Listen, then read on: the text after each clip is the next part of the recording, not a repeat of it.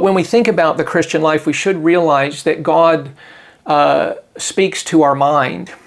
He created us as rational creatures. In fact, when God formed Adam from the dust of the earth, when you go back to Genesis 2, for example, and it talks about how he formed him from the dust of the earth, and you can almost imagine, this is where imagination is wonderful, because one can almost picture Adam being formed from the dust of the earth, and there in the Garden of Eden you have biological life. You have Adam there in physical form. And then it says that the Lord breathed into his nostrils the breath of life, the neshama chayim, and he became a living soul. And one can almost imagine Adam, taking that breath, and at that moment he becomes both the composition of biological life and soul life, that those two are brought together. And immediately God begins to engage Adam in conversation. He begins to instruct him. He tells him that he's free to eat from all of the trees in the garden. He gives him information. He warns him about the one tree he's not to eat from, the fruit of the tree of the knowledge of good and evil.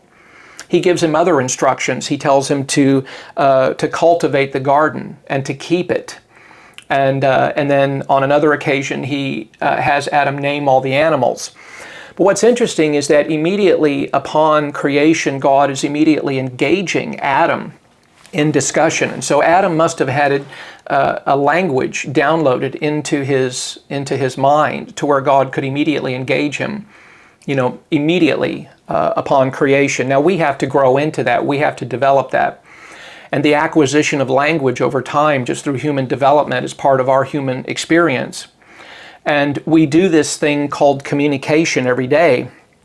In fact, every day we rely on language as a reliable vehicle for the expression of ideas. We do this all the time. In fact, I'm operating on that assumption right now, that as I formulate a thought in my mind, I'm able to verbalize that, and it crosses the digital airways. It's caught on the camera, on my microphone and the camera in front of me. But as you hear it, because we have a shared bank of vocabulary, we can do this thing called communication. And we can expand our bank of vocabulary and our bank of concepts and ideas as we expose ourselves to teaching and to the revelation of God's Word. And so we can grow, we can develop in this thing. But communication is one of these things where God is always communicating with us. He's always communicating with us. I think of in Isaiah 1:18, where God says, "Come, let us reason together, saith the Lord."